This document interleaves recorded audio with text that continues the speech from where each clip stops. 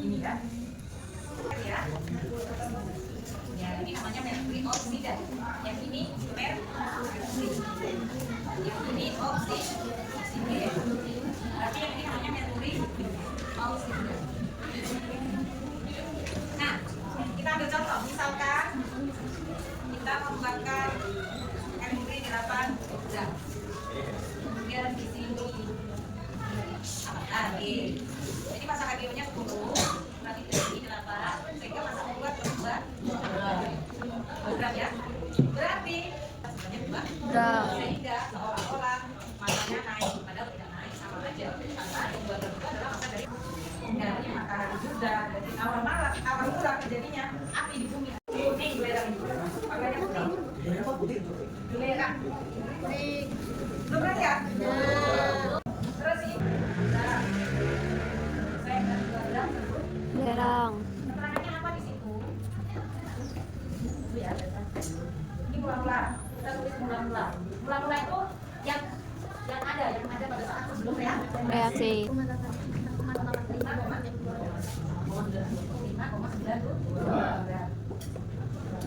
Terus ini kita sudah tahu, kita hitung dulu yang sini. Kemudian yang bereaksi 2 gram. Terus hasil reaksinya berapa ini? Zinc sulfida menghasilkan zinc sulfida berapa gram?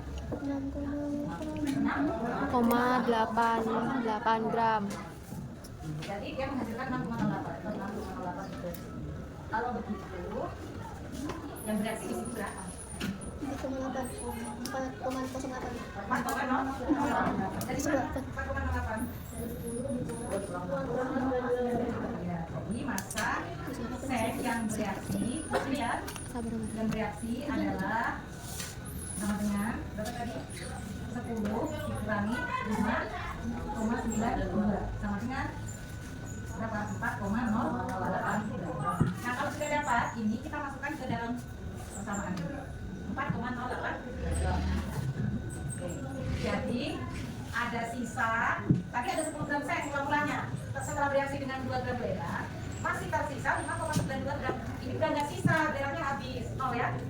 Jadi hasil akhirnya ada sisa seng 5,92 gram dan ada hasil zat baru yang terbentuk sebanyak 6,08 gram. Zat barunya apa namanya? Seng sulfida. tapi masih ada loh sisa ini. Jadi artinya tidak semua Reaksi. Jadi dalam satu reaksinya itu tidak semua zat habis bereaksi. Jadi ada beberapa zat yang tersisa. Tandanya adalah kan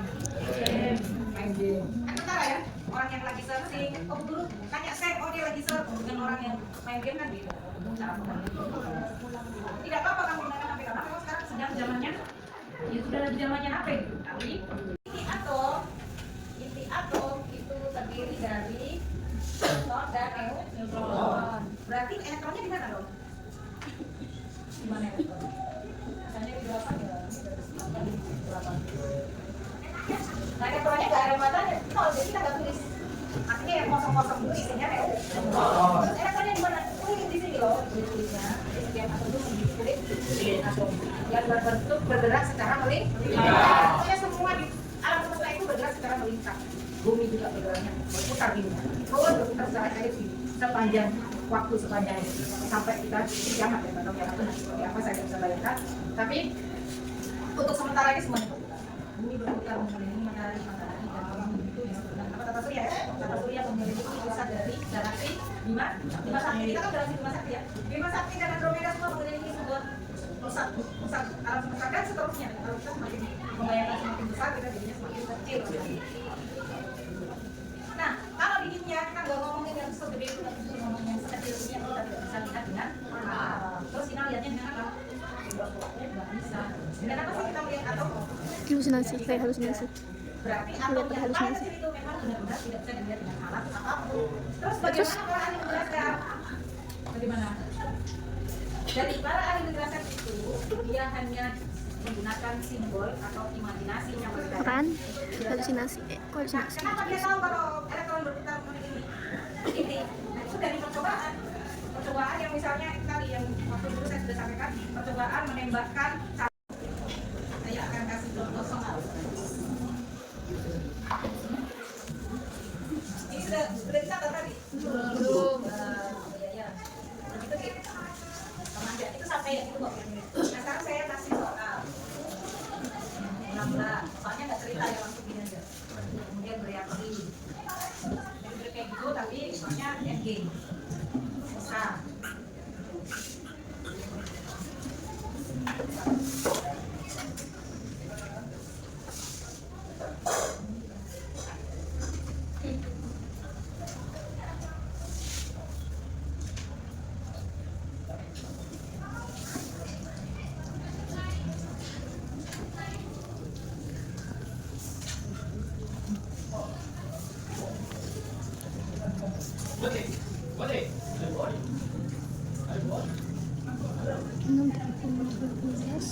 Oksida sebanyak 10,7, tapi ada sisa dari magnesium sebanyak 4,3. Jadi sama aja yang saya 4,3 aja sudah bisa. Tidak bisa pakai 0. Itu apa? Ini contoh yang lain. Masa atom dihitung itu bukan dengan cara berimbang, tapi dengan sebuah data percobaan yang sangat panjang dilakukan oleh ahli kimia yang kompeten, yang profesional. Bukan kalau kayak Bu Guru ini belum ahli, bukan ahli kimia, ini hanya sekedar menyampaikan oleh guru yang sudah mengetahui tidak banyak, sedikit. Tidak mau bilang saya banyak tahu kimia, saya hanya tahu sedikit dari sekolah saya. Kemudian saya sampaikan kepada kalian. Saya bukan ahli, hanya menyampaikan sebagian yang saya ketahui. Nah, jadi yang menyelidiki massa atom dan sebagainya, jumlah proton, neutron itu adalah para ahli kimia. Nah, untuk mengetahui massa atom, kita harus memiliki pembanding suatu atom dibandingkan dengan atom yang lain. Nah, di sini yang dijadikan pembanding adalah atom karbon. Karbon itu lambangnya C, digunakan sebagai pembanding. Jadi semua atom yang ada di sistem periodik itu dibandingkan dengan atom karbon, ya.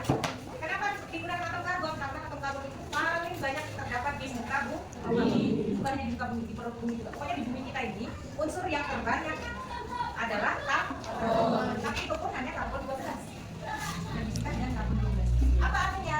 Artinya ini atom karbon isotop 12. Isoto. Oh, isoto. 12 itu apa sih? 12 itu masanya. Bukan masanya, bukan gram, tapi 12 ya kan? Adalah massa karbon sebesar berapa sih? 12 FN. Apa sih kata SMA kemarin? Satuan kesatuan. Sekolah menengah atas. Sempat ada yang jauh. Ya, kalau ada yang lupa. Jadi bukan sekolah menengah atas ya. Ada apa? Satuan?